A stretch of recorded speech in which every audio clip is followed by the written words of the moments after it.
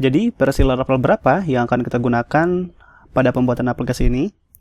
Mengingat Laravel 5.3 baru saja rilis. Saat saya melakukan rekaman untuk membuat kursus ini, saya masih menggunakan Laravel versi 5.2. Saya tidak menggunakan versi 5.3 karena saat itu masih dalam pengembangan. Mungkin masih versi alpha. Tapi Anda tidak perlu khawatir karena Anda bisa menggunakan baik versi 5.2 ataupun 5.3 untuk mengikuti kursus ini. Jika Anda ingin mengikuti kursus ini dengan menggunakan versi terbaru, nanti tinggal Anda lakukan beberapa penyesuaian saja. Dan saya rasa tidak banyak perbedaan dari versi keduanya. Di slide berikutnya, saya akan menunjukkan beberapa catatan mengenai perbedaan dari masing-masing versi Laravel yang bisa Anda jadikan acuan untuk mengikuti kursus ini. Oke, berikut ini saya jelaskan beberapa perbedaan struktur file dan directory antara versi Laravel 5.2 dan 5.3.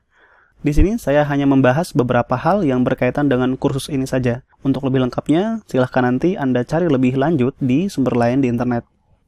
Yang pertama adalah rute atau routes.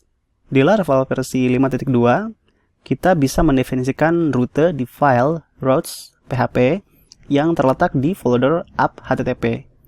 Rute untuk web, API, ataupun konsol, semuanya diletakkan di sini.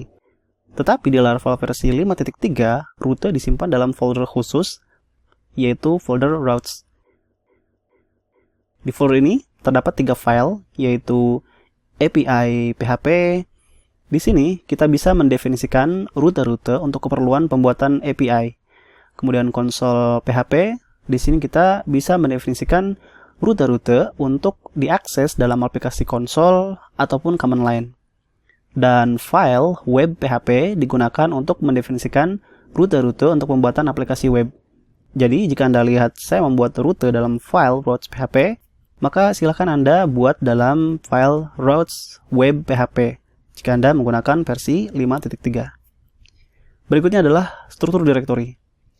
Jika Anda lihat di Laravel versi 5.2, di bawah folder app, terdapat beberapa subfolder seperti console, events, exceptions, HTTP, jobs, listener, policies, providers, dan satu file user PHP. Maka di versi 5.3 lebih sedikit, hanya console, exceptions, HTTP, providers, dan satu file user PHP. Folder lain sengaja dihapus karena dianggap jarang digunakan. Jadi jika Anda memerlukannya, folder-folder ini harus Anda buat manual atau akan dibuat otomatis jika Anda membuat kelas-kelas menggunakan generator artisan. Misalnya Anda membuat job menggunakan perintah php artisan make job, maka folder jobs akan dibuat otomatis. Selain itu, di Laravel 5.3 terdapat 2 folder tambahan yang juga secara default tidak ada, tapi bisa muncul jika Anda menggunakan generator artisan, yaitu folder mail untuk menyimpan kelas-kelas mailable dan folder notifications untuk menyimpan kelas-kelas notifikasi. Berikutnya adalah controller untuk autentikasi. Di Laravel 5.3 hanya ada 2 file controller di bawah folder out. Out controller digunakan untuk login atau logout serta registrasi, sedangkan password controller untuk menangani jika lupa password dan reset password. Nah, di Laravel 5.3 masing-masing dipecah lagi.